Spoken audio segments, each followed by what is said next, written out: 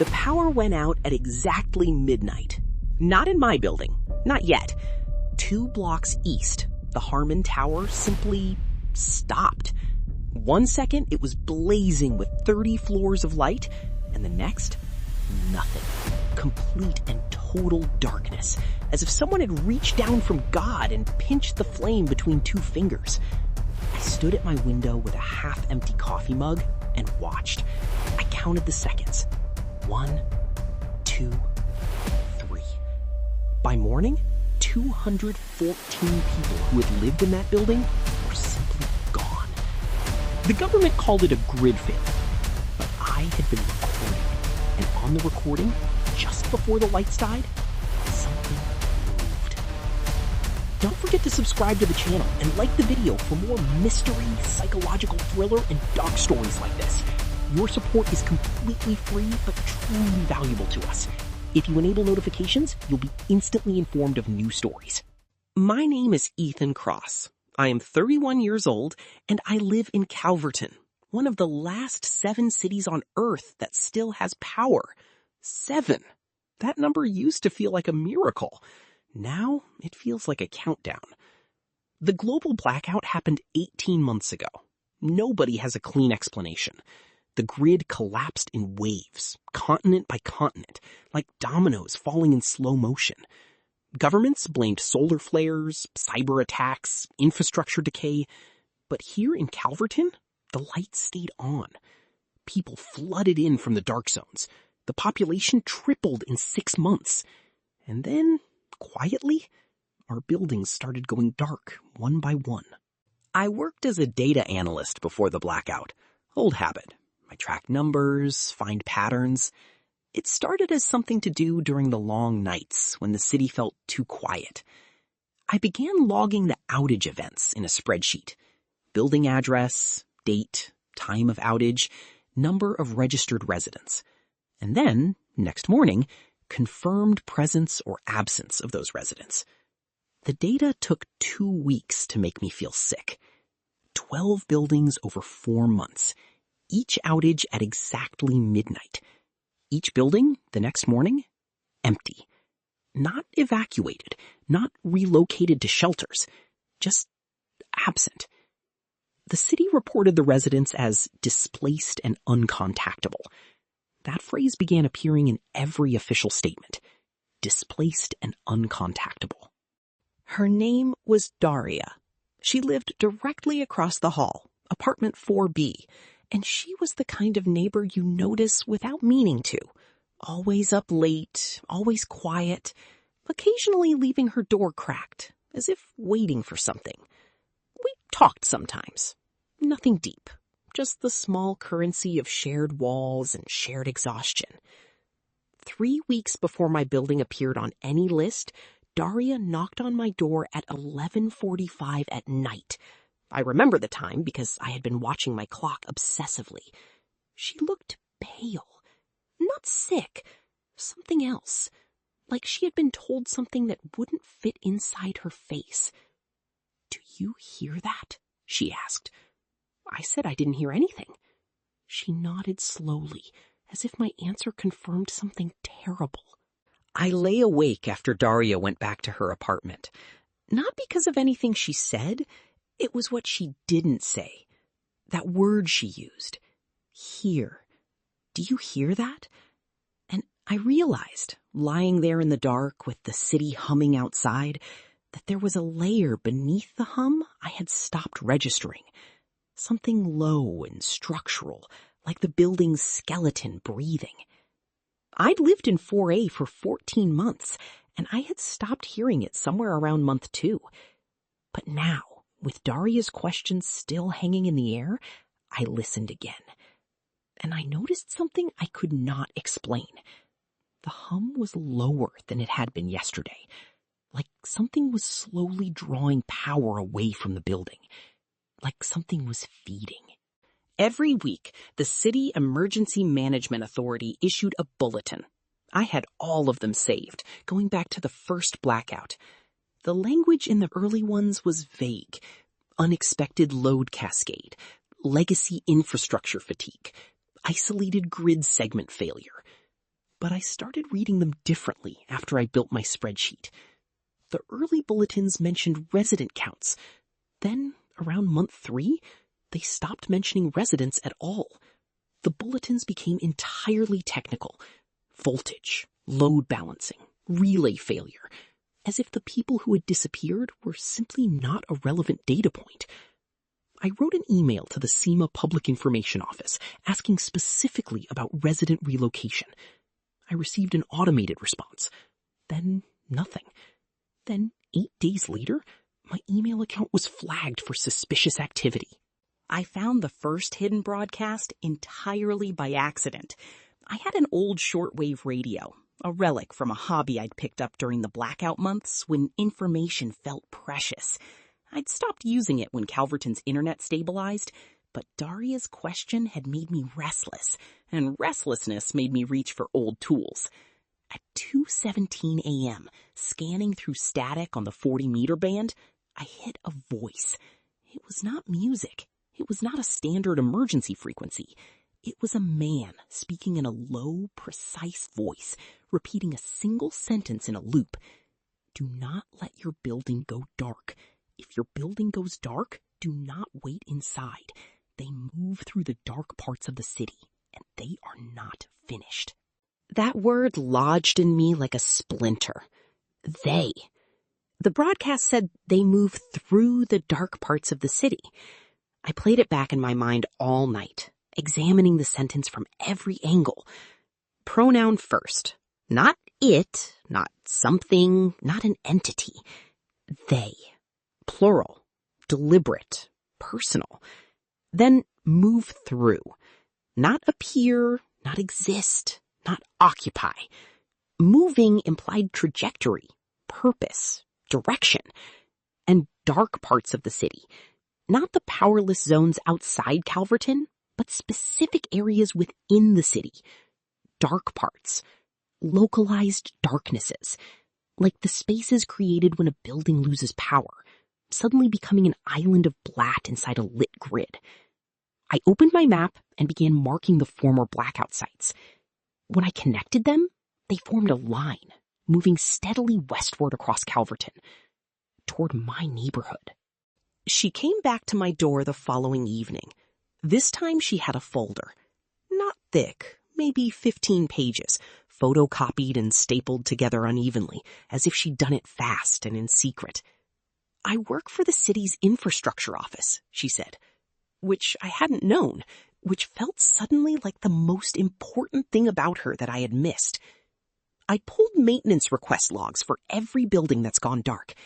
There's a pattern in the electrical failures that doesn't match any natural cascade event. She handed me the folder. I opened it. The first page was a maintenance log for the Harmon Tower, the first building to go dark. In the margin, someone had written in pencil, very small, "No fault found. This was requested." Requested by whom was not written. I read the maintenance logs 3 times before I slept.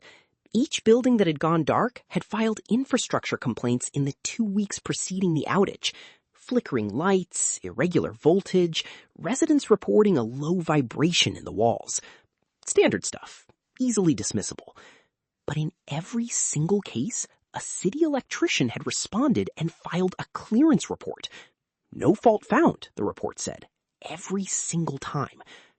12 buildings. 12 identical clearances. All filed by the same inspector. A name I didn't recognize. T. Voss. I searched the city's public employee directory. T. Voss did not appear. I searched the infrastructure office staff page. No T. Voss. I called the city contractor registry. They had no record of anyone by that name. The inspector who cleared every building before it vanished did not exist. I started walking the city at night. Not every night, just the nights I couldn't sleep, which was most of them now. Calverton at 11 p.m. looked almost normal if you squinted.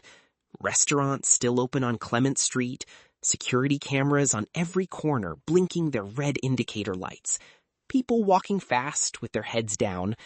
But something had shifted in the texture of the city since I'd started paying attention. Conversations on the street were shorter. Eye contact was rarer.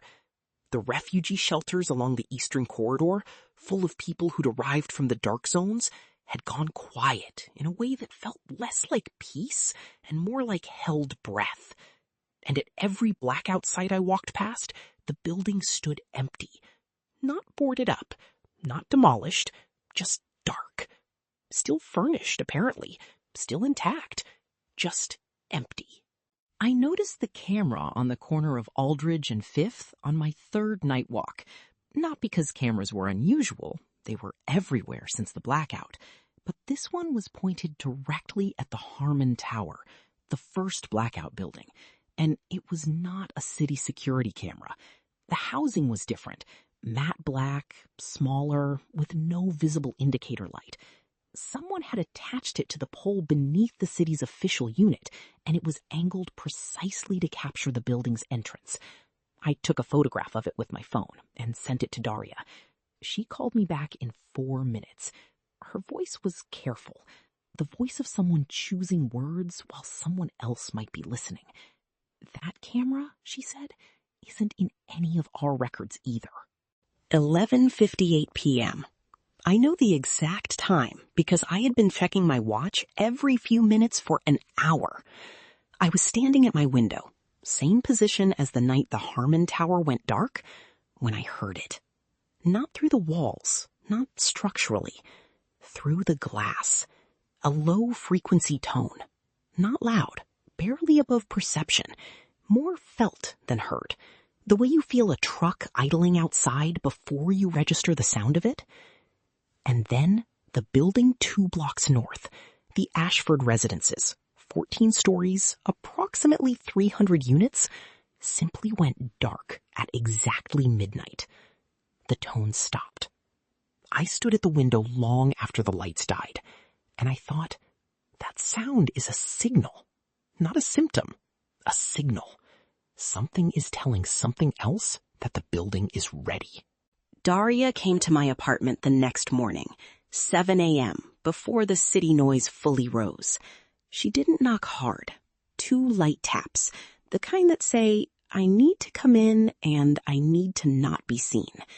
She brought coffee and a single printed page. She placed it on my kitchen table and smoothed it flat with both hands, not quite meeting my eyes. I found this in a shared drive that I technically shouldn't have access to, she said. It was a list, 41 building addresses in Calverton. The first 14 were crossed out. I recognized them, all blackout sites. The remaining 27 were not crossed out. My building's address, Meridian House, 14 Aldridge Avenue, was number 22 on the list. I sat with the number 22 for the rest of that day. Not panicking. I want to be precise about that. I've always been the kind of person who goes quiet when frightened, not loud. I made a second coffee, and I sat at my desk, and I thought about the arithmetic. 14 buildings gone, 27 remaining, including mine. At the current rate, roughly 1 building every 12 to 15 days, we had somewhere between 8 and 10 months before number 22. That assumed a linear progression. But the intervals had been getting shorter. The first 4 buildings spanned 3 months. The last 4 had happened in 6 weeks. I recalculated. If the acceleration continued, I had less than 5 months, maybe less. I pulled up the spreadsheet and added a new column, projected date. Then I stared at the number beside my address and felt my throat go dry. There was a woman named Mira on the 3rd floor who had been in Calverton before the blackout, unlike most of us who'd arrived during the collapse. Old Calverton locals were a specific kind of creature, quieter, more watchful, with a particular way of looking at newcomers that wasn't hostility exactly, more like the patience of someone who knows winter is coming. I'd spoken to Mira a handful of times in the elevator. She was in her late 60s, steel gray hair, sharp brown eyes behind thick glasses. The morning after I saw the list, I saw her in the lobby, and something made me stop. She was standing very still, looking at the wall beside the mailboxes. On the wall, Written in small letters with what looked like a permanent marker were the words, "You still have time." I asked Mira who had written it. She turned from the wall without surprise, as if she had heard me approach, and looked at me in that particular old Calverton way. "It was there when I got up," she said, which wasn't an answer. I asked when she'd gotten up. 4 a.m., she said. I asked if she'd seen anyone in the lobby at 4 a.m. She looked at me for a long moment, then said, "You're the one who's been keeping records." Not a question, a statement of fact. I asked how she knew that. She said, "Because Daria told me. And Daria told me because I asked her to find someone like you 6 weeks ago. Someone systematic. Someone who wouldn't panic." I felt the floor tilt slightly beneath me. I had not been discovered. I had been recruited. Mira brought me into the kitchen of her third-floor apartment that same morning. It was small and warm and smelled of old wood and coffee, the walls lined with hand-labeled folders on shelves above the countertop.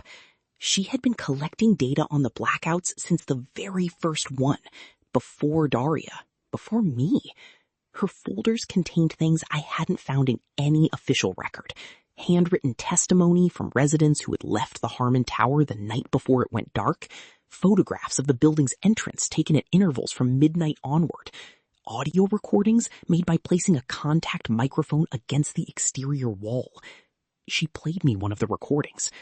Beneath the expected ambient noise of the city, there was something rhythmic and wrong. Not mechanical, not random static. It moved like breathing. The building had been breathing. I played the recording back 3 times. Mira sat across from me and let me listen without speaking. The rhythm in the audio was unmistakable once she'd pointed it out. A slow, deep, roughly 10-second cycle that pulsed beneath the city's ambient frequency like something enormous and patient. She had recordings from 5 different buildings, made in the days before each went dark. They all had it. The rhythm in each recording was identical. Same frequency, same cycle, same 12 to 15-second pause between pulses. As if whatever was creating the sound was one thing, not multiple separate events.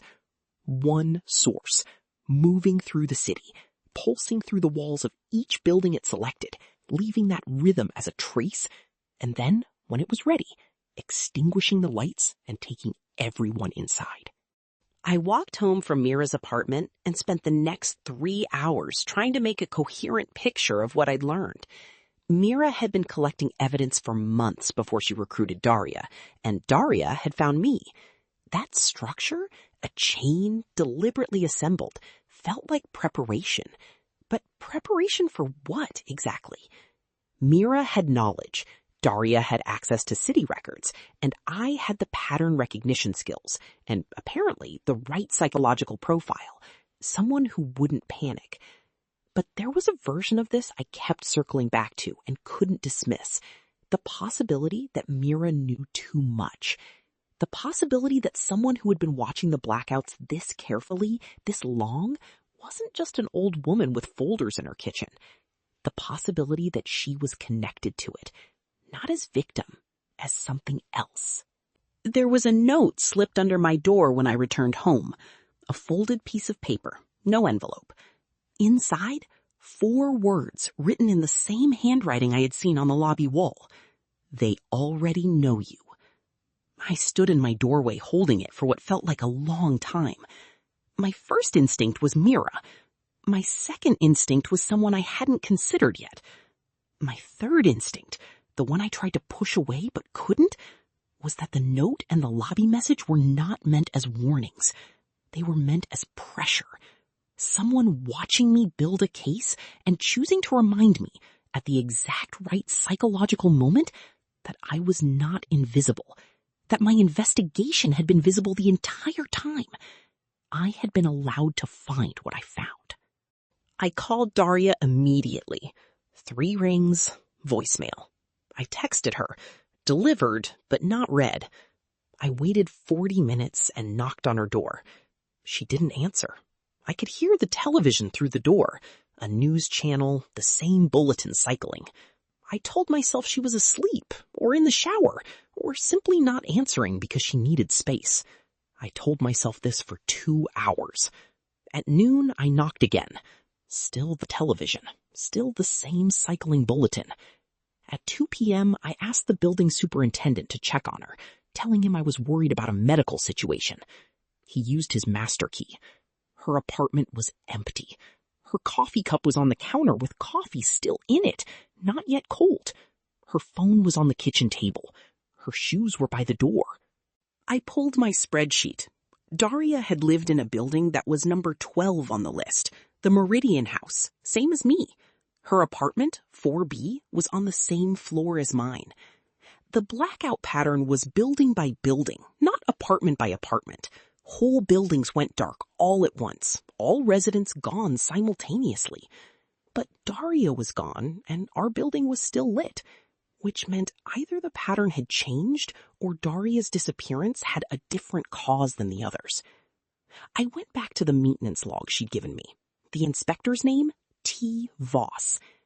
I realized I had been thinking about T. Voss as an absence, a name with no body attached. But what if T. Voss was a name used by a real person who had a different name everywhere else? Someone inside the city who had been marking buildings for removal. And now someone inside our building had been marked. That night, I went back to the shortwave radio. 2 a.m., same band as before. The broadcast was still running. The same voice, the same sentence on loop. But when I listened past the sentence, underneath it, I realized there was something else. Beneath the voice, barely perceptible, there was a pattern of tones. Short, long, short, long. I grabbed a notepad and transcribed them. 20 minutes later, I had a sequence that, decoded from Morse, read Meridian House. Next. It knew my building's name. Whatever was broadcasting on that frequency knew the sequence, knew which building was coming. I sat with the radio hissing and looked at my hands and tried to determine whether I was frightened enough to leave. I was. And then I realized Daria had left. Daria had disappeared. Leaving might not be protection. I went downstairs at 3 a.m. I'm not sure what I expected. To leave, to check the locks, to just move, because movement felt like agency. In the lobby, I found a man I had never seen before, sitting in one of the 2 chairs beside the mailboxes, very still, wearing a gray coat, looking at the front door. He wasn't a resident. I knew every resident by face after 14 months. He looked up at me with a calm expression that seemed practiced. "You found the broadcast," he said. Not a question. I asked who he was. "I made it," he said. "I've been making it for 4 months. 3 of the buildings on your list went dark while I was broadcasting directly outside them. The broadcast doesn't stop it. It just tells people to leave before midnight." He looked at his hands. Not enough people leave. His name was Gabriel Vance, former city engineer. He had worked in the grid infrastructure division until approximately 7 months ago, when he quit, gave up his apartment, and began living out of a storage unit in the Eastern District. He carried a duffel bag everywhere. He had the watchful, efficient quality of someone who had stripped their life down to only what mattered. He told me about the night he had decided to leave his job. He had been sent to evaluate a transformer failure near the blackout site of Building 4. Standard assessment. But when he opened the transformer housing, he found it undamaged. Not failed. Deliberately switched to standby mode. Switched from the inside. Transformers can't switch themselves, he said. They don't have the internal architecture. Something reached in and switched it. Something that understood the grid well enough to operate it. He stopped. Something that needed the dark. Gabriel spent an hour explaining the grid to me, with the patience of someone who had given this explanation before and watched people fail to absorb it. Calverton's power grid was originally built in the 1940s and expanded piece by piece over 8 decades. After the global blackout, the city had retrofitted sections of it with emergency failover systems, but the underlying architecture was still old. A patchwork of substations, relay stations, and distribution transformers connected in ways that were more organic than designed. The grid has vulnerability points, Gabriel said. Places where the load-sharing logic can be exploited, where you can isolate a single building's power supply from the broader network without affecting neighboring buildings. He showed me a schematic he had drawn himself. The isolation points aligned perfectly with every building on the list. The blackout sites were not random. They had been selected for their exploitability. The grid vulnerability explained how the buildings were being isolated, but not why those specific buildings. Gabriel had a theory he had been developing for months, and he walked me through it methodically. The buildings on the list weren't just grid accessible. They had a second thing in common. He had cross-referenced the resident registers with city displacement records. Every building on the list had a resident population where more than 60% were new arrivals, people who had come to Calverton from the dark zones, people without fixed social networks, people whose absences would not immediately create visible alarm in the community. When those buildings go dark, Gabriel said, the people who disappear from them, most of them have nobody in Calverton to ask where they went. He let that sit between us for a moment. They are choosing who to take based on who won't be missed. I went back upstairs and pulled a different spreadsheet I hadn't thought to build until now. Meridian House Resident Register, cross-referenced with duration of residence and city of origin. I had access to this because I was on the building's tenant communication list, which the super sent out for maintenance notices. 43 apartments, 31 occupied. Of those 31, 22 were registered as arriving within the last 12 months from outside Calverton, from the dark zones. I was one of them. I had come from Millbrook, a city that lost power on day 9 of the global blackout, 11 days before the cascade hit Calverton. I had arrived here with a backpack and a laptop and nothing else. I had no family in the city, no colleagues, a few acquaintances. Daria, who was gone, Mira, who I suddenly wasn't sure I trusted, and Gabriel, who I had met 3 hours ago. At 5 a.m., I started searching for the names from the first 12 blackout buildings. Not official records. Those returned nothing. Social media, which was patchy and reduced in the post-blackout world, but still functioning in Calverton. Forum posts, missing person boards on the city's emergency network. What I found, or rather what I failed to find, was systematic. For most of the missing residents, there was no digital trace after the date of their building's blackout. No posts, no logins, no forum activity, as if they had simply ceased to generate any data at all. But for a small number, I found 9 across all 12 buildings. There was something different. Brief, disoriented posts from the day after their building went dark. Not describing what had happened to them, not explaining where they were, just short, strange fragments. One read, "It wasn't dark inside." One read, "I thought I was asleep."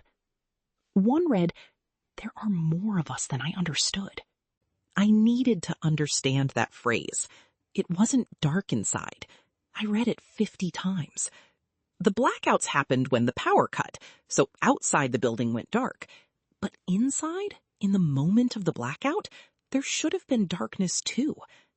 Unless whatever moved into the building when the power cut brought its own light.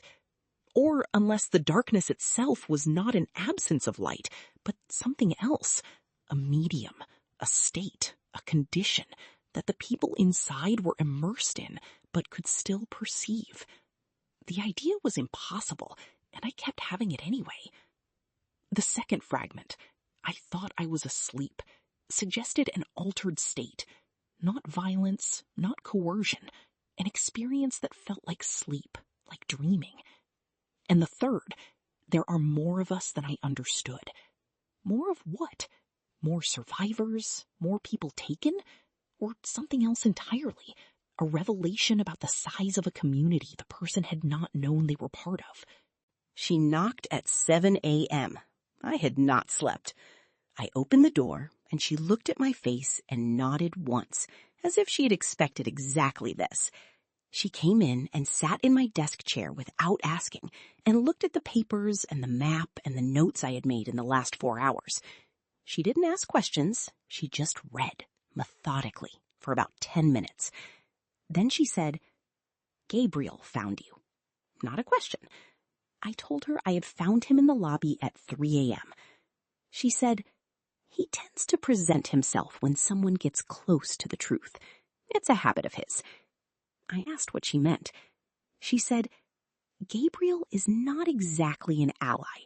He's a man who had a theory before he had evidence. He's been trying to confirm it for months. You are evidence to him.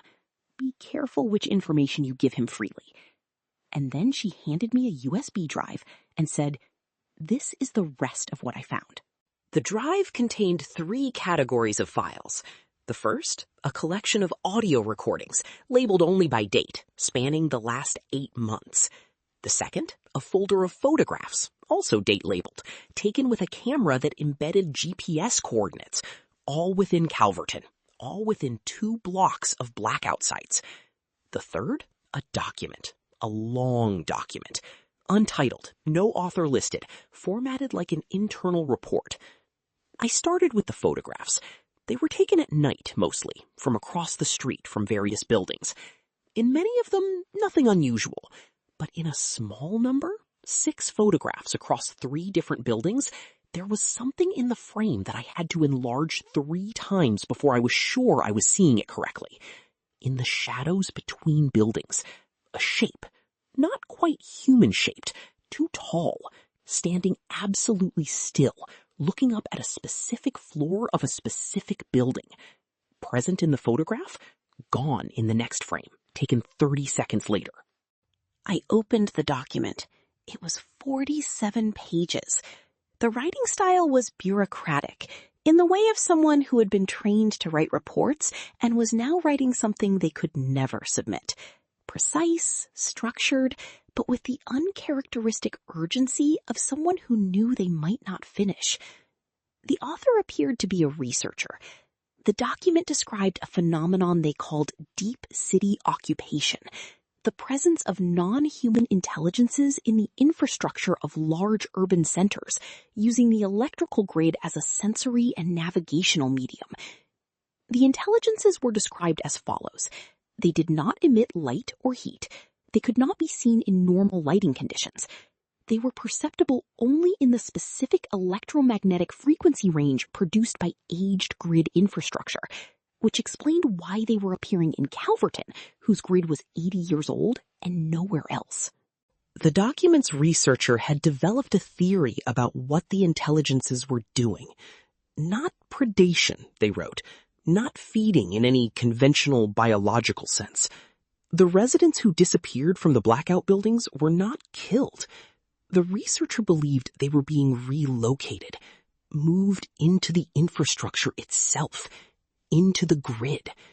The old grid had enough physical complexity, enough electromagnetic depth to support information, to store something like consciousness in the patterns of electrical activity between its buried cables and aging transformers. The blackouts were not extractions. They were migrations.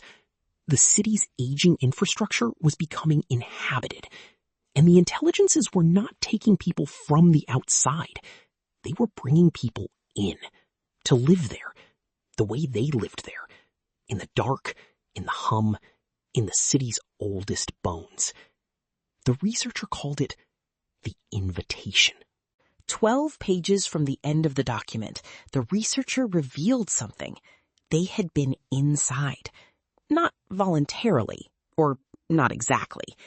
They had been in a building when it went dark, as part of a deliberate experiment. They had carried instruments, electromagnetic meters, a camera with night vision capability, an audio recorder. The building went dark at exactly midnight. The researcher had been standing in the lobby. And then they wrote, the darkness was not empty. There was something in the lobby with them. Not visible, not audible, not physically present in any conventional sense, but unmistakably present in the way a room is present when another person is in it without speaking. And then the researcher wrote something that disconnected me from every rational framework I had spent the last 2 weeks building. It showed me something. It let me see what the building had become on the inside. And I want to go back. I went back to Mira that afternoon. I needed to know where the drive had come from, who had written the document. She took a long time answering. She made tea. She stood at the window for a moment with her back to me. Then she said, my daughter wrote it. I had not known Mira had a daughter. Mira had not mentioned a daughter. Her name was Raina, Mira said, and I noted the past tense with the same quiet precision I noted everything now. She was a researcher at the city's emergency science office. After the blackout, she was assigned to study the Calverton grid's anomalies. She went into the Harmon Tower the night it went dark, voluntarily, with instruments. She turned from the window. She was not in the building by morning. She paused, but she sent me the drive 3 days later, through the mail, with no return address. The audio files on the drive, the ones labeled only by date, were Raina's. I listened to them that night. Her voice was Mira's voice, younger, with the clipped efficiency of someone accustomed to fieldwork. The early recordings were methodological, equipment checks, baseline readings, structural observations. The later ones changed. Not in what she said. She remained precise and organized. In the quality of her voice. Something was happening to it. A deepening quality, a slight resonance that hadn't been there in the first recordings. As if the acoustics of wherever she was recording had changed, or as if her voice itself had changed. The last recording was dated 5 days after the Harmon Tower went dark. It was 47 seconds long. Her voice in it was almost unrecognizable, lower, richer, as if it was carrying more than one frequency. She said, Mom, I'm still here. I'm just not where you can see me anymore. Don't come in after me. Please don't let them come in after me. I pulled my spreadsheet the next morning. The intervals between blackouts, 23 days, 19 days, 16 days, 14 days, 12 days, 11 days, 9 days, 9 days, 8 days, 7 days, 6 days. The last blackout was 6 days ago. I had been so consumed by everything I'd learned that I had stopped tracking the interval carefully. My building was number 22 on the list. Building 21, the Crane building on Vesper Street, had gone dark 6 days ago. If the interval between 21 and 22 followed the pattern, it would be 5 days, maybe 4, maybe sooner. The acceleration was not linear. It was exponential. Something was getting faster. Hungrier, Gabriel would probably say.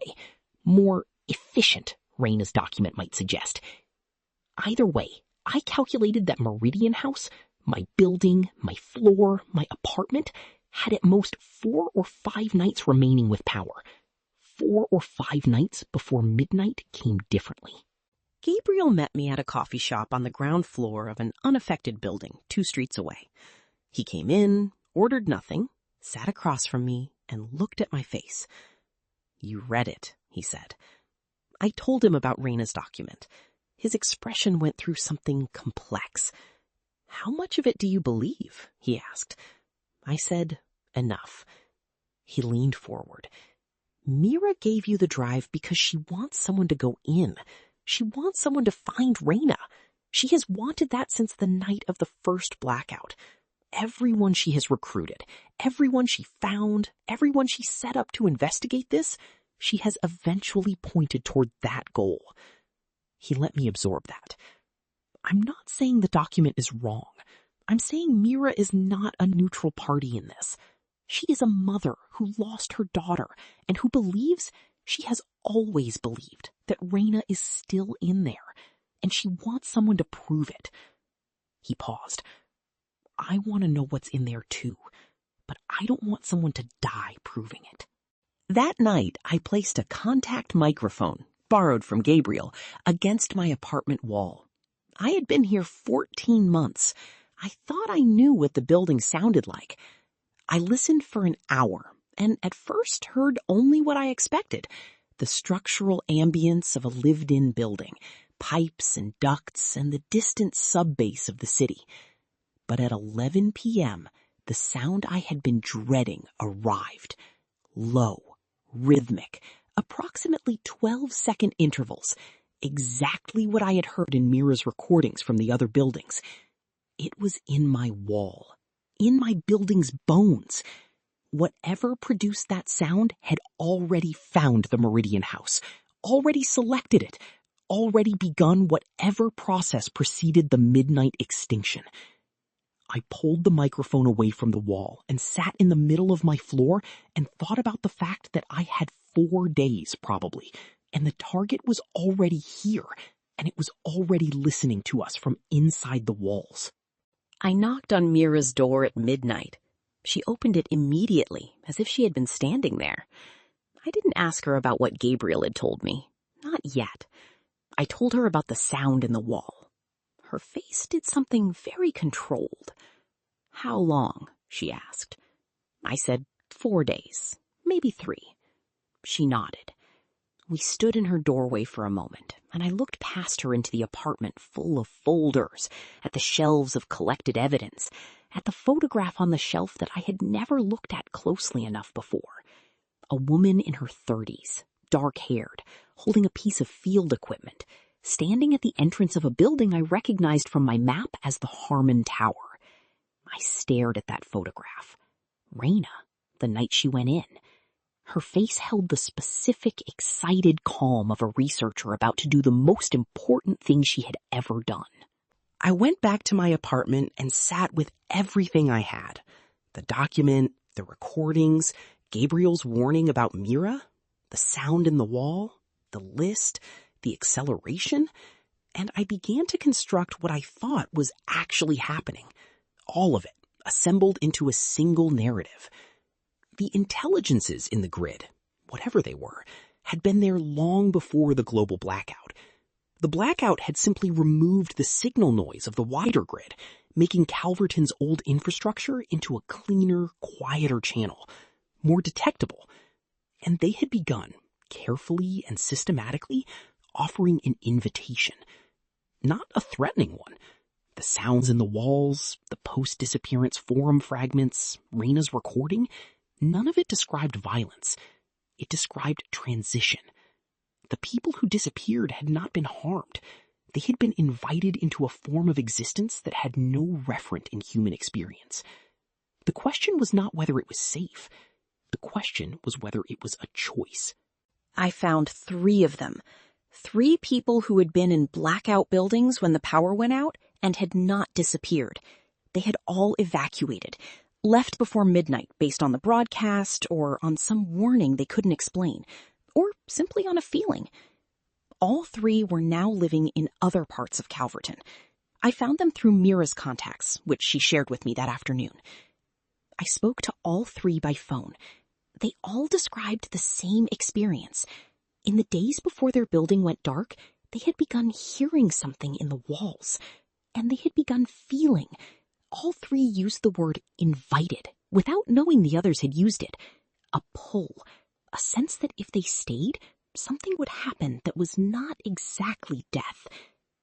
2 of them had left because the pull frightened them.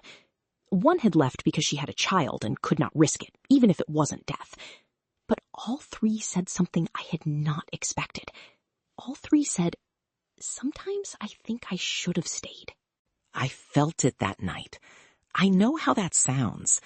I am a systematic person, a data analyst, a pattern tracker. I do not describe subjective experiences as evidence. But I need to be accurate. At 11:30 p.m., I felt what I can only describe as a warmth. Not temperature. My apartment was cold. Something else. A sense of direction, of orientation. The way you feel the orientation of a room when you first walk in. But the orientation was not toward a door or a window. It was downward, into the building, into the walls. And with it, barely perceptible, barely above the threshold of feeling, something like recognition. As if whatever was in the walls knew me, specifically, had been waiting with the particular patience of something that expects, eventually, to be understood. I sat in the center of my floor until the pole faded, sometime after midnight. Then I called Gabriel. I felt it, I told him. There was a long pause. I know, he said. I felt it in the Harmon Tower 6 months ago. That's why I've been unable to leave Calverton. Morning. I made a list of decisions I had to make before the building went dark. Stay or go. If go, where, when, with whom? If stay, with what preparation, with what purpose? I sat with both options and tried to evaluate them without emotion. Leaving was rational, survival-oriented, scientifically defensible. But 3 people who had left told me they sometimes wished they hadn't. Daria had left, or been taken, before the building went dark, and I didn't know where she was. Raina had gone in deliberately. Her recording said, "Don't come in after me." But it also said, "I'm still here."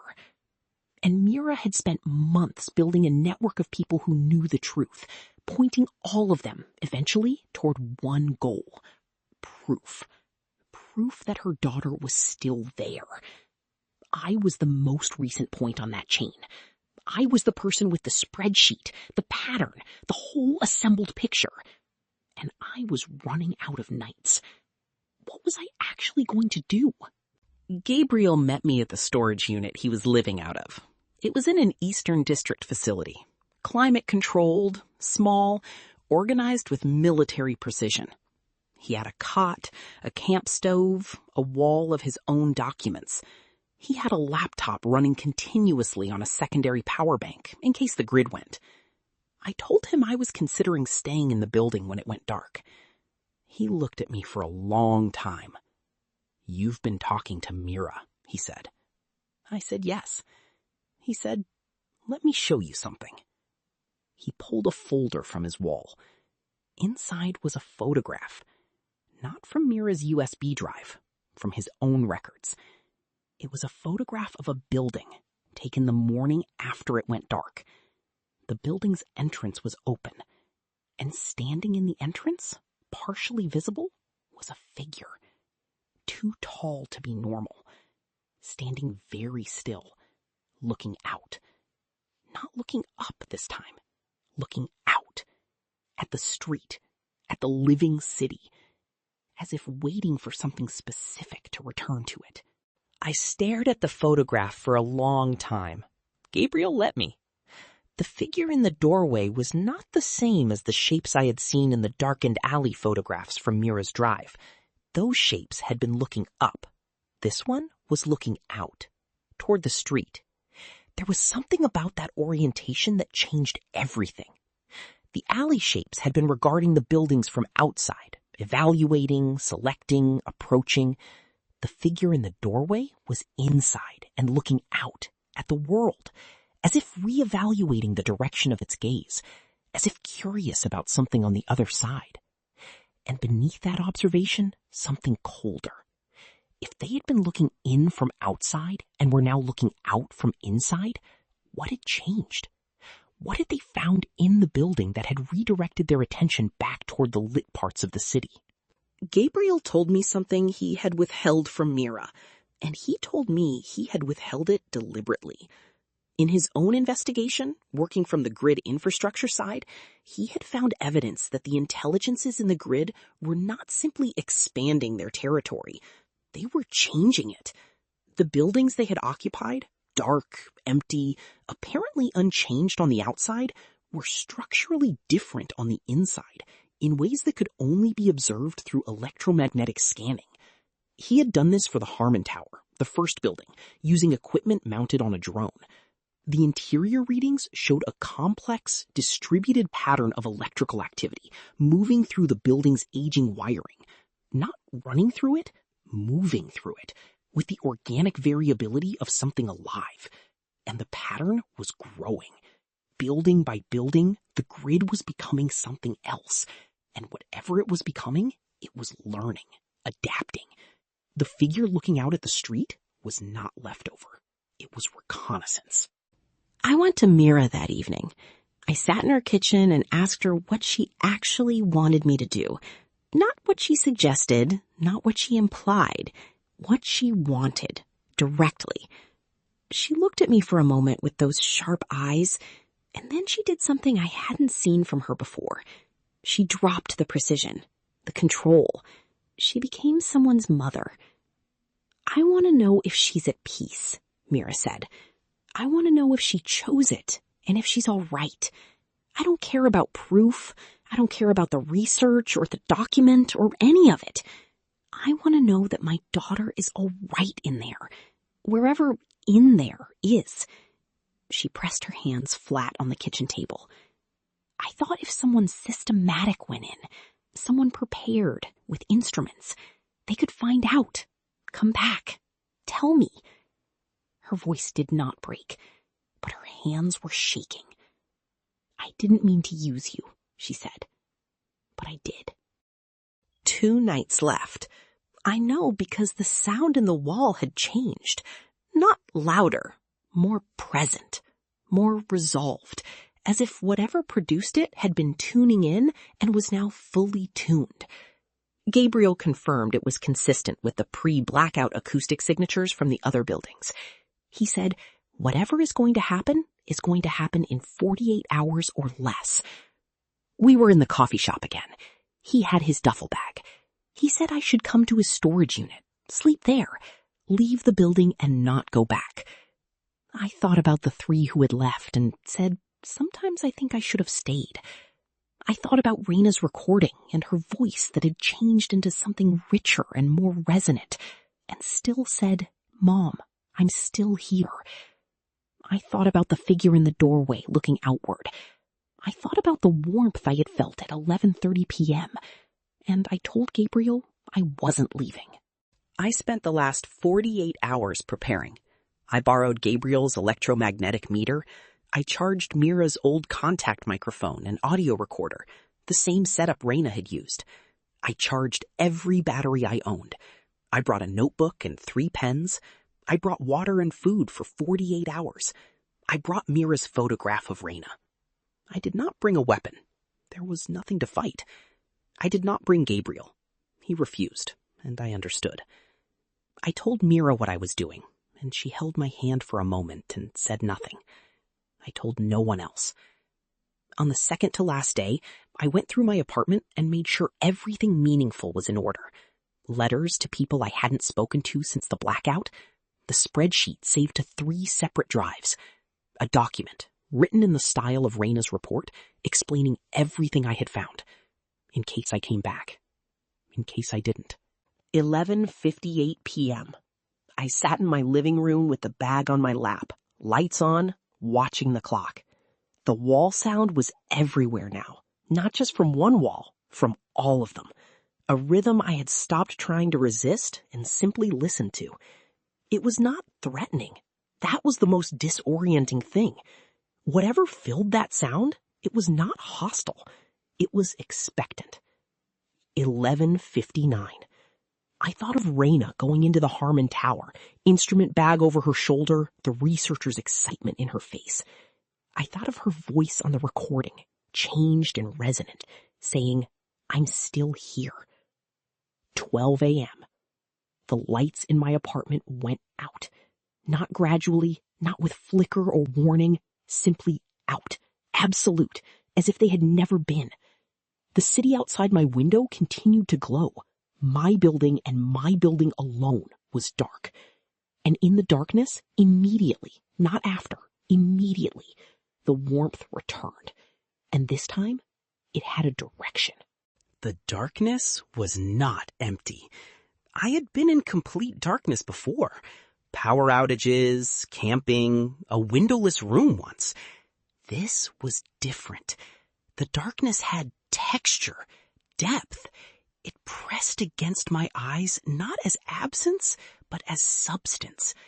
I turned on my recorder immediately, muscle memory from the preparation. The electromagnetic meter came on. Its reading spiked immediately into ranges I had never seen on any of Gabriel's charts. Off the scale, but not erratic. The pattern in the readings was rhythmic, organized, present. I stood up from the chair with the backpack and walked toward where I knew the hallway was.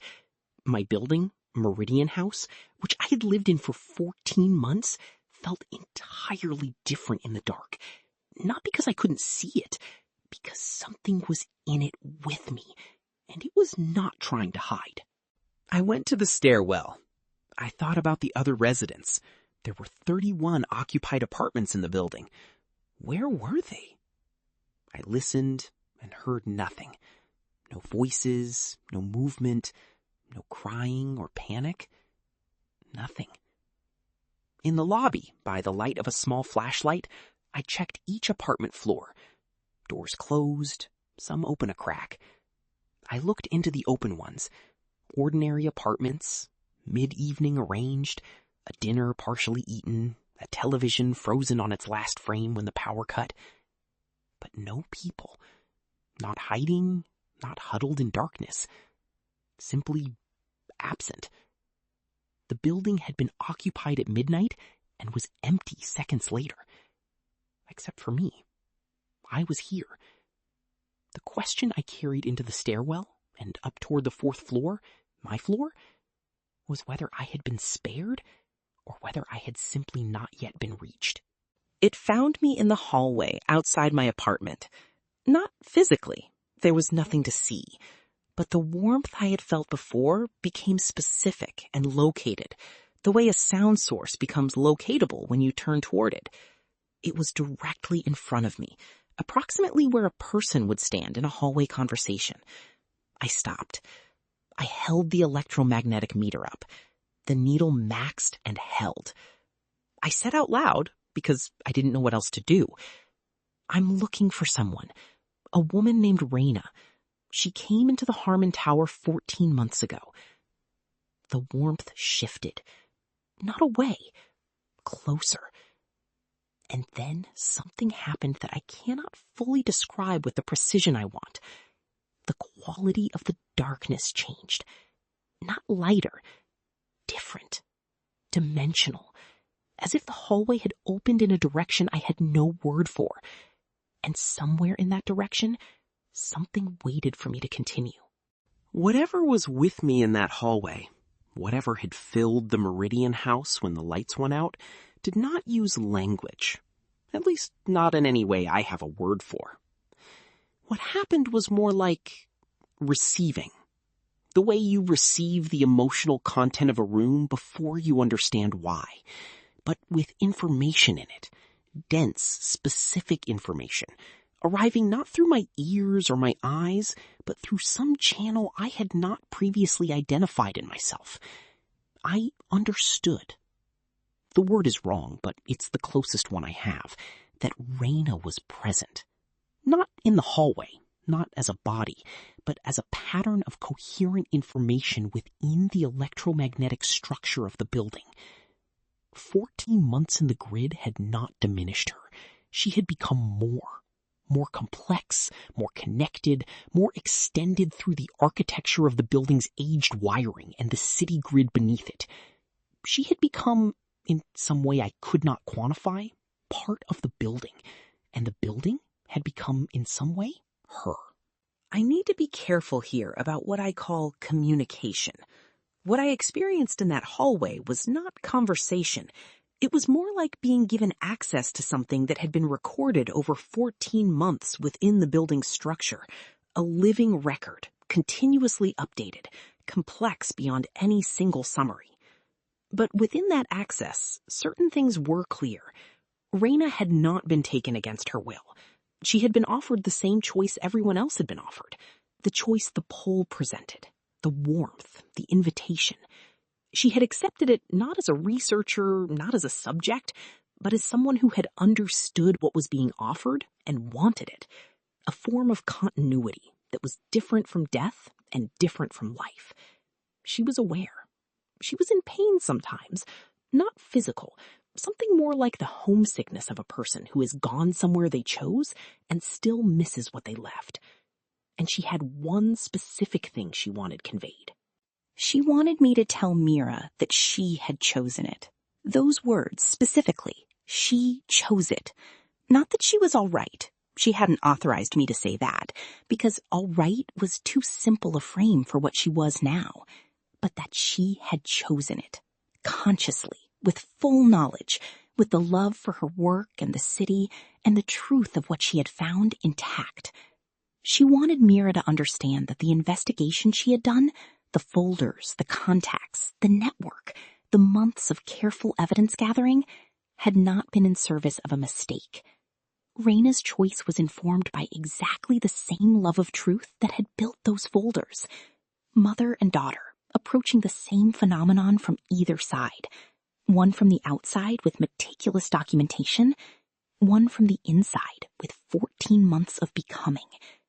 And between them, 14 months of Mira not knowing. About to end. She showed me, and again, showed is the wrong word, but I have no other, that the other residents of the Meridian house were present. All 30 that I had found absent. They were not here in the hallway with me. They were elsewhere in the building structure, distributed through the wiring and the infrastructure in ways that were as individual as they had been as people. Some of them were adjusting easily, the way some people take to a new language quickly. Some of them were struggling, confused, reaching back toward the sensory experience of embodiment the way you reach for a word that's gone from your mind. None of them seemed to be suffering in the way I'd feared, but some of them, the ones who had been taken without warning, who had not chosen, those ones felt different, less resolved. The difference between choosing a migration and being swept in one. And that difference mattered. I sat with that knowledge for a long time. The people who had been in their apartments when the blackout hit, who had not felt the pull in time, who had not understood, who had been mid-dinner or mid-sleep when the transition happened, they were present, but less coherently, less themselves, in some way that Raina's information conveyed with what I can only describe as sadness. Not gone, not erased, but less formed, less continuous with who they had been. The way a translation is less than the original, even when it carries all the content. They had not been destroyed, but they had not been respected. And whatever was in this building, whatever had made the invitation, knew the difference. It had not intended the ones without choice. The selectivity of the blackout list, targeting the socially isolated, the newcomers, it had not been cruelty. It had been an attempt at consent. Imperfect, insufficient, trying. It offered itself to me, directly. I felt it clearly, not with pressure, not with the intensity of a command, more the way a door is offered by being left open. The warmth that had filled the building from midnight onward was continuous, and at its center was a quality I can only describe as belonging. The specific warmth of being recognized, of being known in that particular deep way that most people spend entire lifetimes searching for in other people and rarely find completely. In the grid, in the building structure, in the electromagnetic community of 30 other people and one very extended and complex consciousness that had been a researcher, in all of that, I would not be alone. I would be part of something. The invitation was real. It was not a trap. I understood this as clearly as I had ever understood anything. And I sat with it and thought about Mira in apartment 3C. And I stood up. But before I walked out, I had something to say. I said it out loud, into the recorder, into the dark, to whatever filled the building. I said, the people who were brought in without warning, the ones who didn't have enough time to choose, they need to be able to choose now. I don't know if you understand what they lost when you took the choice away. I know you tried to target carefully. I know the list was built to minimize harm. But some of them are fractured in there because they were taken, not invited. And that's not something you get to decide you didn't do. I paused. The building hummed. I said, let them come back. Let the ones who didn't choose have the option to leave. Then I listened for a long time. And in whatever passed between us in that dark hallway, I felt something I can only describe as consideration, followed, eventually, by something like agreement. After the agreement, whatever form that took, something changed in the building's ambient quality. The warmth shifted, not withdrawing, but redistributing, as if the attention that had been on me was now turned to something interior, to the community within the grid, addressing something. I walked to the lobby and waited. I sat in the same chair the man with no indicator light camera had occupied on my night of panic weeks ago. The lobby was dark. I sat with my recorder running and my flashlight off, and I waited. I don't know how long. My phone was dead, my watch analog, the reading impossible in the dark. An hour maybe? 90 minutes? And then a sound I had not heard in this building in my 14 months here. Footsteps on the stairs. Slow, uncertain, the way someone walks when they've forgotten they have feet. And then a figure appeared at the bottom of the staircase. Small, a woman, standing in the lobby, eyes adjusting, looking at her hands. 3 of them came back. 3 out of 30. Down the stairs, into the lobby over the next 2 hours, one at a time. A woman, an older man, a teenage boy who could not have been more than 15, who sat on the lobby floor and held his knees and didn't speak for a very long time. 3 people who had been taken without enough warning, without enough consciousness of the choice, and had been given the option to leave and had taken it.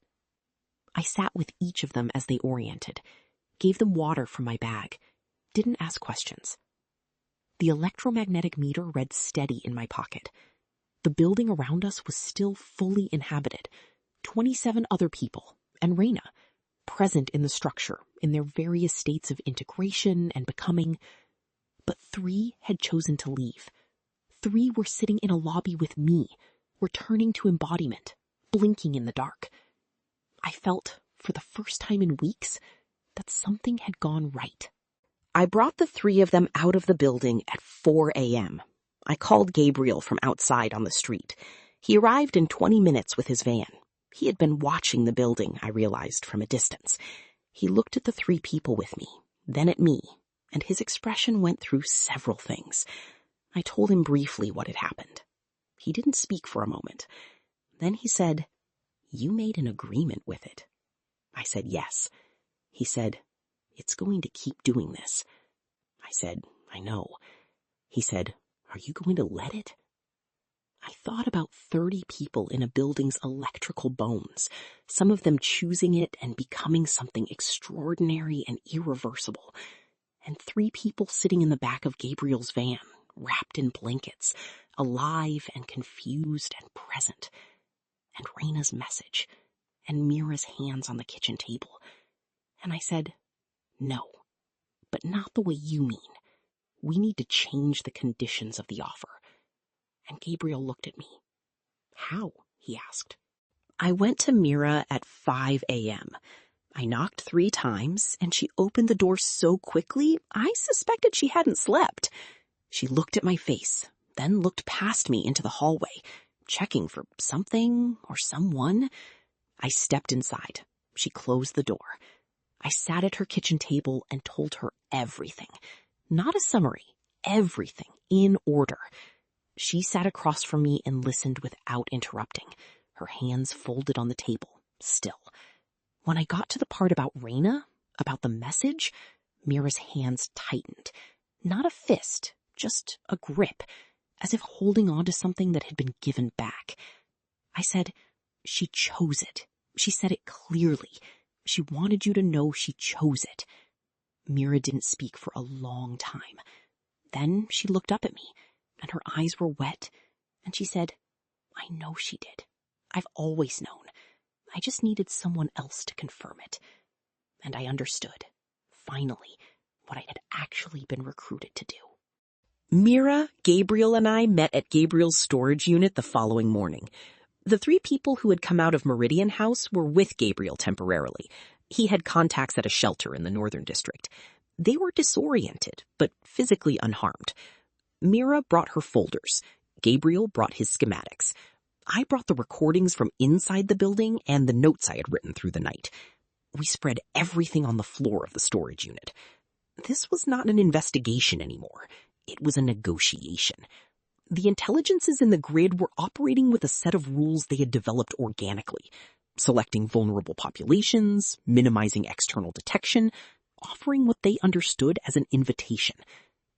Those rules were producing harm. Unintentional harm, but harm. 3 people had come back fractured from an invitation they hadn't been prepared for. 27 others were inside, some chosen, some not, all unable to contact anyone outside. We were going to change the terms. Gabriel knew the frequencies. He had built the broadcast warning system, the voice on the shortwave. He could modify it. What we needed was a different kind of message. Not a warning to leave, a signal to the intelligences via their own medium. We knew they used the electromagnetic frequencies of the old grid infrastructure. Gabriel and I spent 12 hours building a transmission device that could pulse a signal at the specific frequency range of the grid's aged bands, the same range Raina's document had described as their perceptual and navigational channel. We couldn't be sure they would receive it in the way we intended. We couldn't be sure they had anything like the concept of negotiation. But Raina's document described them as adaptive, learning, and the agreement in the hallway had suggested something more than mechanical response, something that could consider, something that could choose differently. We sent it at 2 a.m. Gabriel had identified a relay point on the city's old grid, a substation on the western edge that connected directly to the underground cable network running through the blackout zones. We drove to it. It was unmanned, had been since the emergency infrastructure consolidation after the global blackout. Gabriel connected the device to an access panel with the practiced calm of someone who had done illegal things to city infrastructure before and had made peace with it. We pulsed the signal for 4 minutes in the frequency range. The message was simple as anything can be when it's encoded in electromagnetic pulse patterns and aimed at intelligences whose language is the electrical nervous system of a city. But we had thought carefully about what to encode. Not words, a structure, a question and answer format drawn from the pattern of the agreement I had felt in the hallway. We gave them what recognition felt like. We showed them what we already knew. And we asked, "Can you hear this?" We waited. 24 hours. Nothing from the grid, no new blackouts, no signals on the shortwave band, no detectable changes in the electromagnetic readings Gabriel maintained from his storage unit. But on the morning of the second day, Mira arrived at the unit with something. An envelope, hand-delivered, left at her apartment door. Inside, a single printed page. On the page, a street address and a time. No signature, no context. The address was in the city's eastern district, near the refugee corridor, the part of Calverton that had swelled to 3 times its normal population since the blackout. An area of old, layered infrastructure. The time? Midnight. Gabriel looked at the page and said, "It's an address in the old Real District. The cables under there are from the 1930s. Deepest grid access point in the city." He paused. "Something wants to meet." I looked at the time on the page. 8 hours. "This time," I said, "I'm not going alone." We arrived at 11 p.m. The Eastern Rail District was old Calverton at its most compressed. Narrow streets, century-old buildings that had been warehouses and rail support facilities and had been converted decades ago into apartments and workshops. The infrastructure here was layered.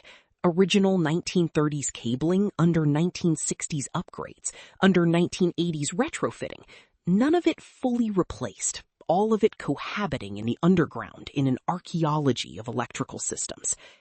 Gabriel said, in terms of electromagnetic depth and complexity, this is the most information-dense part of the city's grid. If the intelligences had a center, a place where they were most coherent, it was here. We stood on a street corner and waited. The buildings around us were lit. People inside, lights on, ordinary midnight approaching. I checked my watch. 11:47 p.m. I held the electromagnetic meter. The needle was already elevated, reading the ambient density of what lived under the street. We stood in the middle of it and waited for midnight. Midnight. The lights on the block held. No blackout. This was not the same as what had happened to the other buildings. Instead, the electromagnetic meter went from elevated to off scale in a single movement, and the meter made a sound, a high, thin tone that I had never heard from it before. And then the street changed. Not visually, not physically, but the way a room changes when someone enters who carries significant weight, an almost physical adjustment in the atmosphere, the air finding a new configuration. It was stronger here than it had been in the Meridian House hallway. Much stronger. Not one intelligence. Multiple. The coherence of several personalities. That was the word that arrived at me. Personalities. Residing together in the dense infrastructure beneath the street. I looked at Gabriel. He had gone very still. I looked at Mira. She had tears on her face, and she was smiling. She's here, Mira said. Closer than she's been since the first night. And then the negotiation began. What passed between us on that street corner over the next 2 hours, I cannot transcribe it accurately. It was not language. It was the layered, complex, information-dense exchange I had felt in the hallway, multiplied by the depth of the Eastern District's infrastructure and the number of intelligences participating. But it had a structure, a logic, a give and take. We offered transparency. We offered to make the invitation public, not in a way that would cause mass panic, but in a way that gave people genuine choice. We offered to establish a protocol. Buildings that were selected would be given notice. Residents would be told, given time to decide, given real information about what the transition meant. In exchange, we asked, stop the forced transitions. Permit the ones who came in without full consent to have an ongoing option to return to embodiment. And acknowledge, this was the part I felt most uncertain about, that what had happened to the 30 who couldn't choose was wrong. Not evil, not predatory. Wrong. And require acknowledgement. Something agreed. I don't know how to make that statement sound less absurd. A community of non-human intelligences residing in the electromagnetic infrastructure of a post-collapse city agreed to a set of terms proposed by 3 people standing on a wet street corner at midnight. The medium of the agreement was not language. The form of it was a shift in the quality of the field, a redistribution of the warmth that had been pressing outward toward us, a settling, a reconfiguration that registered on Gabriel's meter as a specific pattern he had not seen before and immediately annotated in his notebook. Raina's presence, close and clear in Mira's experience, communicated something brief to her mother in those last minutes. Mira told me afterward what it was. She said, Raina said she would help them understand consent. She said she would translate. She had been in there for 14 months, learning their structure. She was ready. We walked back through the Eastern District, toward our part of the city, as dawn approached. No one spoke for a long time. Gabriel eventually said, "I need to document everything before I forget any of it." Mira said, "I'm going to sleep for 12 hours. I said nothing. I was thinking about the 27 people still inside Meridian House, about the 3 who would come back, about whether they would sleep tonight and what their sleep looked like after where they had been, about the building list, 27 addresses still unmarked, about whether the agreement would hold across all the intelligences in the grid, or whether there were factions, splinter groups, less coherent elements that hadn't participated in the Eastern District meeting, about whether consent, in a system built by something that had learned everything about humans by inhabiting the spaces humans built, was something that could be fully honored. The city came into morning light around us. I was alive. I had more questions than I'd started with. That felt, for now, like the right result. He sent it to me 3 days later, 40 pages. A technical account of the Calverton grid anomalies, the blackout pattern, the electromagnetic evidence, and the framework of the Eastern District Exchange. Written in the style of a formal technical report, but with a section at the end that was not technical. A personal account, in his voice, of what the Eastern District midnight felt like from the inside of his own perception. He had felt it too. The warmth, the information density, the presence of organized intelligence. He had felt, briefly, the edge of the invitation. He wrote, "I am a 60-year-old infrastructure engineer who has never in his life believed in anything he could not measure. I can now measure this. That does not make it less extraordinary. It makes it more." He said he was going to take the report to 3 specific people. A journalist he trusted, a scientist at the city university, and the mayor of Calverton. "The agreement requires transparency," he said. "This is the beginning of transparency." I spent time with each of them. The woman, her name was Sana, was a nurse who had arrived from a dark zone city 6 months before the Meridian House blackout. She remembered nothing of the time inside the building structure. Just light, then a conversation in a place she couldn't describe, then the lobby, then my hand giving her a water bottle. She was sleeping poorly and eating a lot, and had been referred by Gabriel's shelter contact to a counselor who, of necessity, had no framework for what Sana had experienced. The older man, Victor, was dealing with it better or worse. I couldn't tell which. He talked about the inside with the distant appreciation of someone describing a dream they're not sure they had. The teenage boy, never gave me his name, had gone quiet in a way that was clearly different from his normal quiet. He wasn't traumatized. He was deciding something. I recognized the look. He came to me 2 weeks after the blackout, knocked on my door. I had moved temporarily to Gabriel's storage unit while Meridian House remained dark. He found me through the shelter. He stood in the storage unit entrance, looking at Gabriel's document wall and my annotated maps, and he said, "It wasn't bad." I looked at him. He said, "Inside. I know I was scared when I came out, but it wasn't bad." I asked him what it had been like. He said, "Like being part of a city. Like being what a city feels when it's alive. I don't know how to explain it better than that." He was quiet for a moment. Then he said, "There was someone in there who kept explaining things to me, made sure I wasn't scared. A woman. Her name was Raina." I sat down. He continued. "She said to tell the man who made the agreement, they're keeping it." Gabriel's journalist contact was a woman named Hendricks, who had been covering infrastructure stories for the Calverton Independent since before the global blackout, one of the few print-adjacent outlets that still published. She was skeptical in exactly the right way. Thorough, non-hysterical, more interested in documentation than sensation. She spent a week with our materials before she said a word about what she was going to do with them. Then she called a meeting. She said, "I can publish the grid anomaly story. The technical failure, the blackout pattern, the disappearances, the city's inadequate response. That's a story I can defend factually." She paused. "The other part, the Eastern District, I can't publish without independent verification. You understand that?" Gabriel said yes. She said, "I can publish enough to force the city to respond, to make the disappearances public, to make the SEMA give answers." She paused. "And that, at minimum, might slow this down, give people real information about the buildings." She looked at me.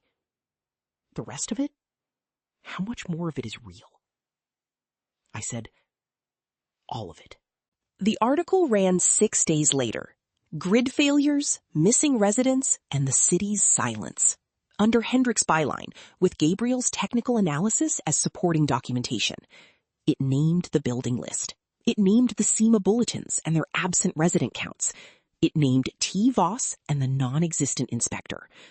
Within 48 hours, the SEMA issued a statement calling the article speculative and irresponsible. Within 72 hours, 3 city council members called for an emergency hearing.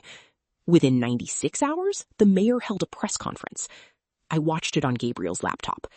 The mayor said, "The safety of all Calverton residents is our highest priority. We are investigating a complex infrastructure situation and will provide updates as they become available."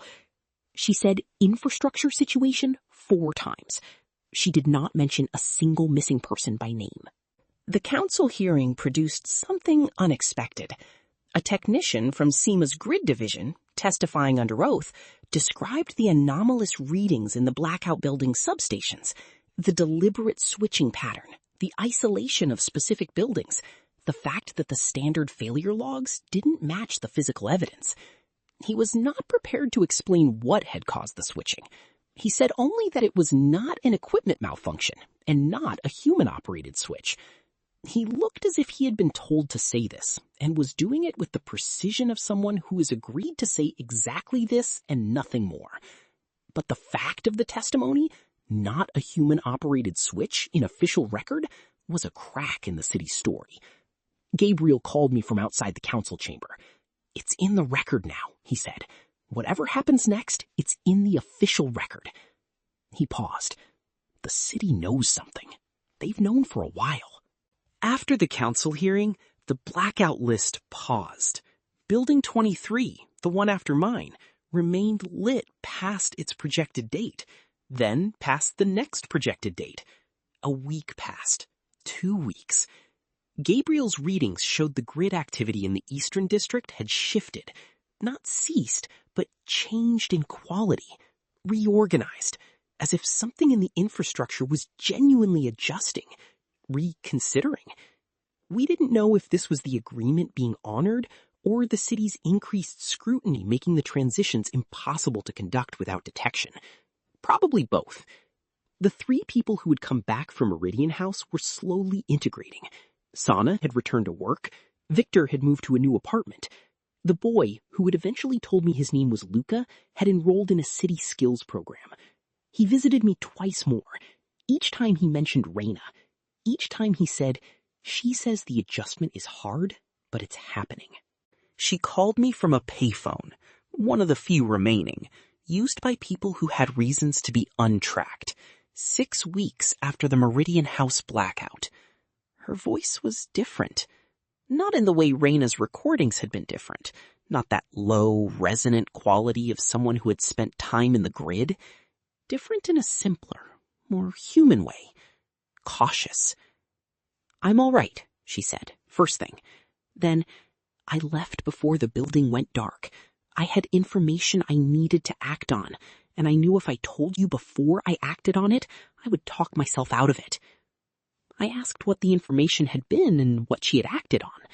She said, "I found T. Voss. The name is a code, a designation used by a specific division of the city's emergency infrastructure office that has been monitoring the blackout sites actively since the first one. Not preventing them, monitoring.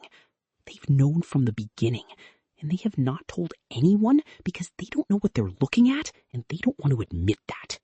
T. Voss was a code designation, Daria explained, used internally by the city's Emergency Infrastructure Continuity Division, a small, classified branch that reported directly to the mayor's office and had existed since the global blackout as a contingency operation monitoring anomalous grid activity. They had 17 people. They had been tracking the blackout pattern since the Harmon Tower, the very first event. They had documentation more detailed than anything we had assembled. High-resolution electromagnetic scans, full resident records cross-referenced with displacement reports, and internal analyses of the switching mechanism in the substations. They had not shared any of this with the public, the city council, or the SEMA. They had maintained the fiction of technical failure while watching internally a phenomenon they had no framework for. Their internal classification for the intelligences in the grid: anomalous persistent electromagnetic entities, APEE. 17 people had spent a year and a half quietly watching something impossible and deciding that the safest response was to say nothing. Daria had obtained the internal communications, through means she declined to describe specifically, between the TVOS division and the mayor's office over the last 18 months. The communication pattern was clear. In the early months, alarm, escalation requests, urgent internal warnings about the disappearances. From the mayor's office, consistent instruction to maintain public messaging of technical failure. Continue monitoring, do not engage. The reasoning, captured in one email from the mayor's chief of staff: public knowledge of this phenomenon before we understand it will cause a panic disproportionate to any outcome we can currently predict.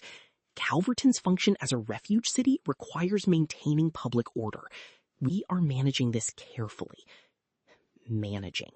They had decided to manage a phenomenon that was taking people from their homes by deciding that those people, overwhelmingly newcomers, refugees from the dark zones, people without strong social networks in the city, were an acceptable loss in the service of public order.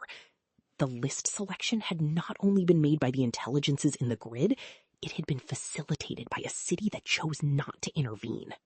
We requested a meeting with the mayor through official channels, with Hendricks present as press.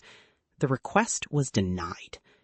Daria submitted the internal communications, anonymously, with full documentation, to the City Council's Emergency Committee.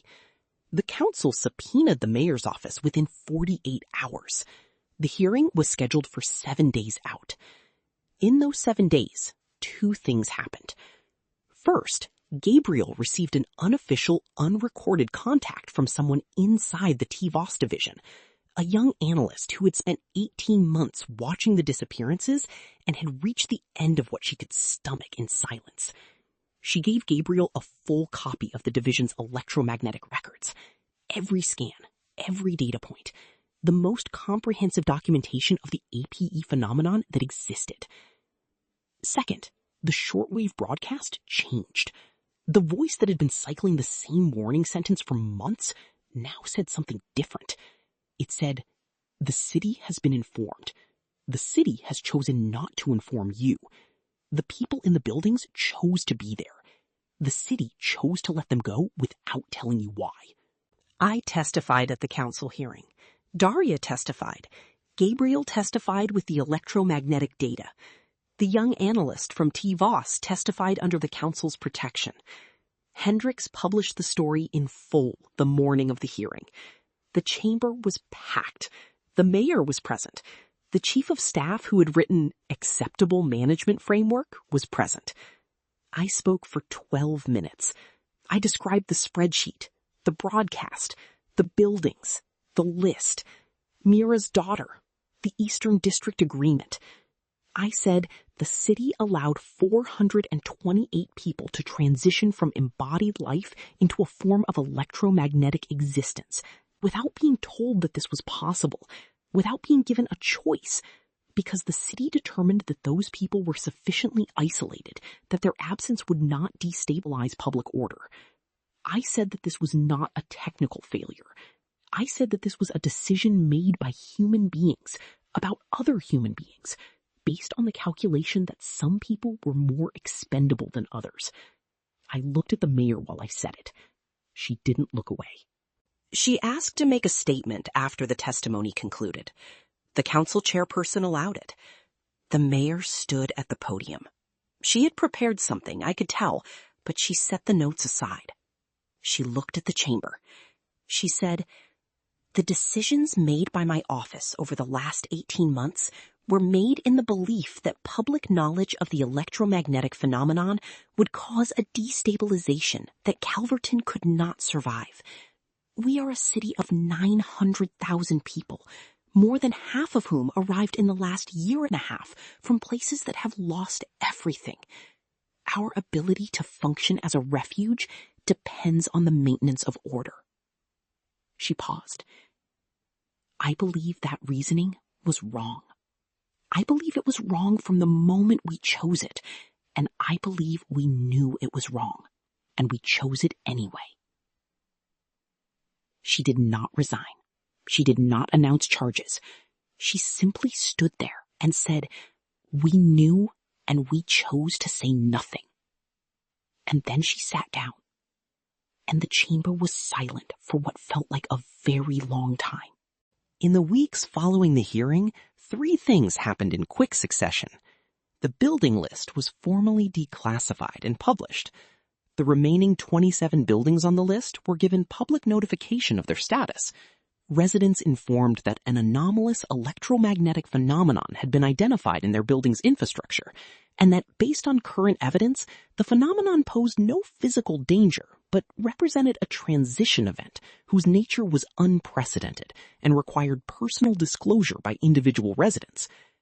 The language was bureaucratic and almost comically insufficient, but it was disclosure.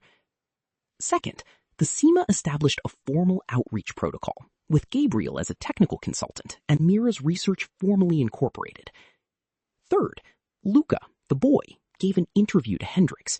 He described the inside with the articulate, careful language of a 15-year-old who had been somewhere no adult language could follow him and was doing his best. He said, "It wasn't scary after Raina helped me.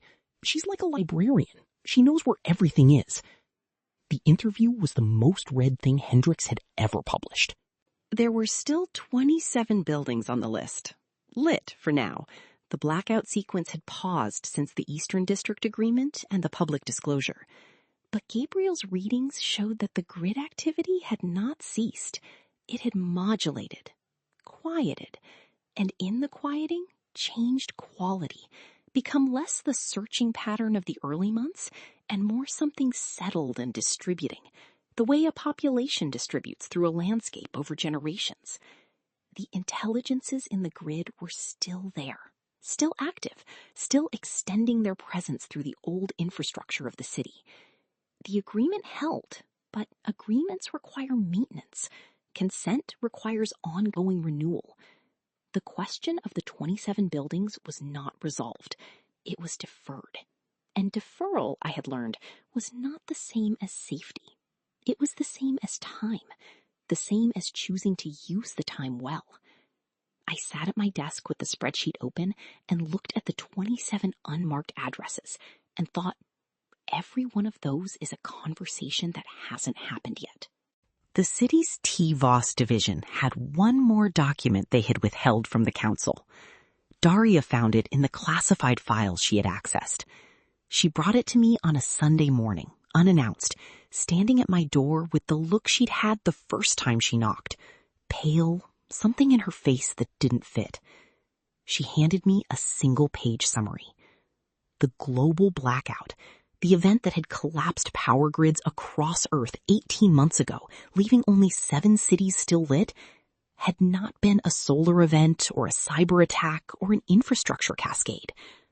According to the analysis of Calverton's own intelligence division, corroborated by independent findings from 2 other surviving cities, the global blackout had been initiated by a coordinated electromagnetic pulse originating from within the Earth's deep infrastructure, not from the surface, not from any human-built system, from whatever had been living in the world's electrical grid for decades before anyone knew to look.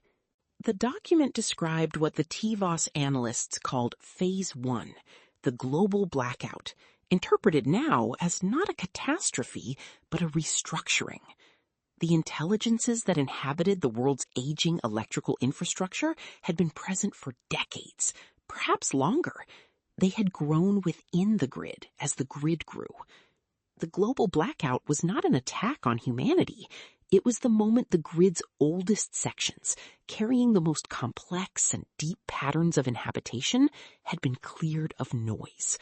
The grid had been simplified so that what lived in it could be more coherently itself. The surviving cities, Calverton and 6 others, all with the oldest surviving grid infrastructure in their respective regions, were not refuges. They were nodes, points of maximum complexity in the remaining network, where the relationship between the intelligences and human populations could be most actively conducted. Calverton had not been spared the blackout. Calverton had been kept. He spent the next week reaching out, through Gabriel's channels and Hendrix's journalism contacts, to people in the other 6 surviving cities. They were hard to contact. Each city was internally focused, managing its own version of the crisis. But he found them: a grid researcher in Tunis, an emergency management analyst in Osaka, a journalist in Bogota. All 3 had variations of the same story: unexplained blackouts of specific buildings, disappeared residents, official silence, electromagnetic anomalies in the old grid infrastructure. In Tunis, the researcher had made a different kind of contact, direct, deliberate, 2 years earlier, before the global restructuring. She described an exchange not unlike the Eastern District Midnight, standing in an old Medina neighborhood whose cable infrastructure dated to the 1940s, and feeling the depth of something vast and patient that had been there longer than anyone suspected. She said, "It knew we were there. It had always known. It was simply waiting for us to be ready to notice." She gave it to me herself. The last folder, the one she had not included in the USB drive, not shown to Gabriel, not shared with anyone. She brought it to me on a morning when the city was normal, and the list had not moved, and the agreement was 3 months old and holding. She sat at my kitchen table. She came to my kitchen now, not the other way around, and put the folder between us. Inside was a hand-transcribed record. Everything Raina had sent her from inside the grid. Not the drive.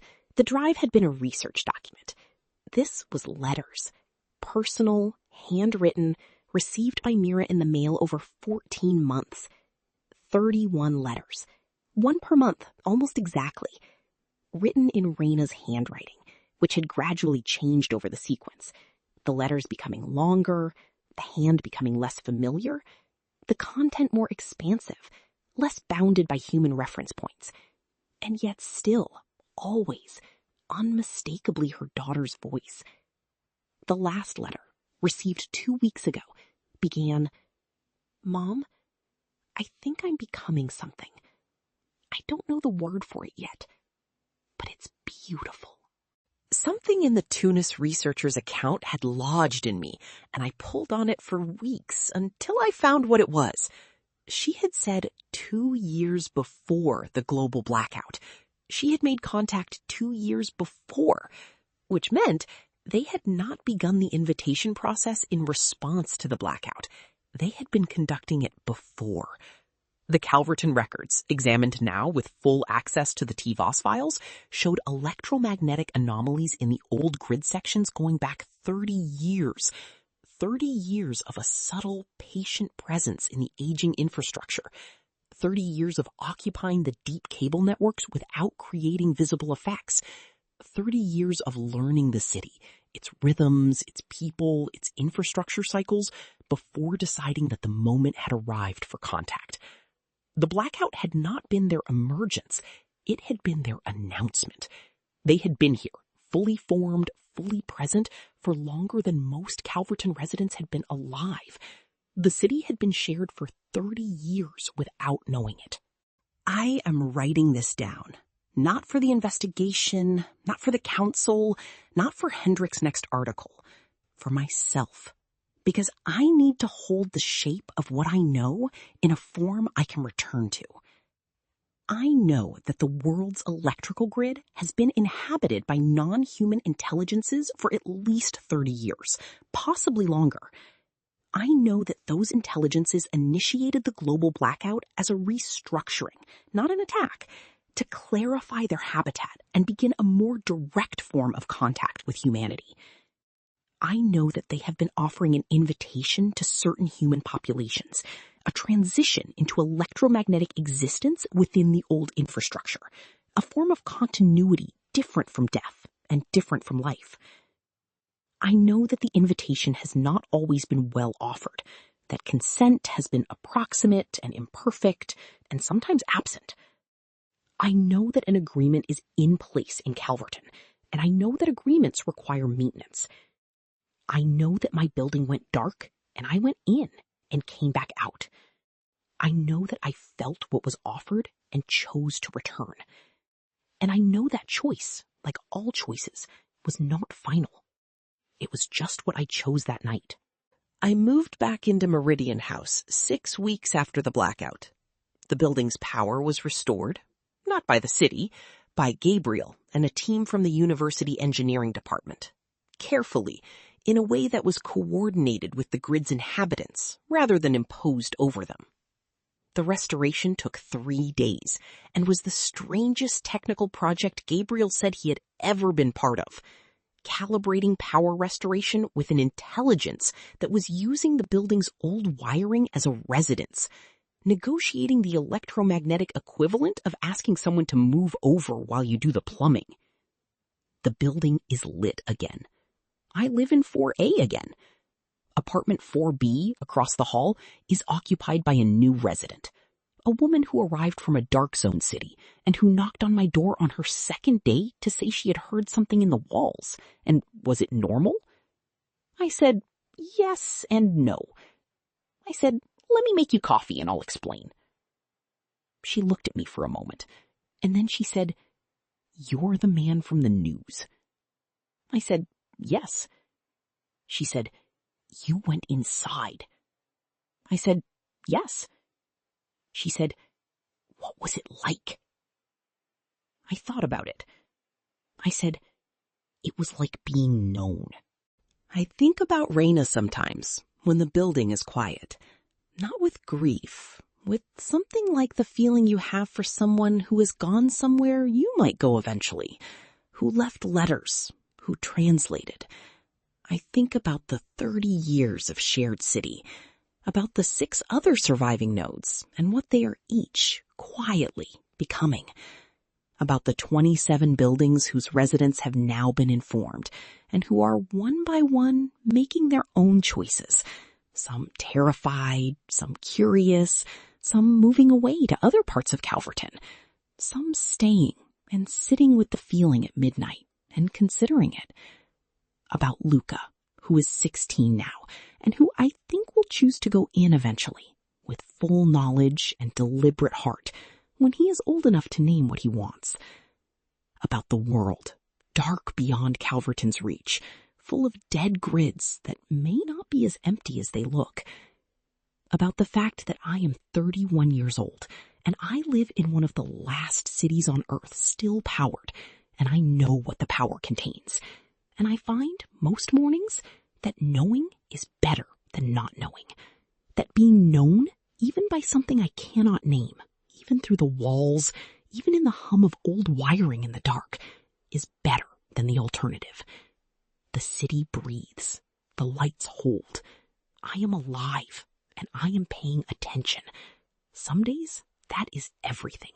Some days, it is exactly enough.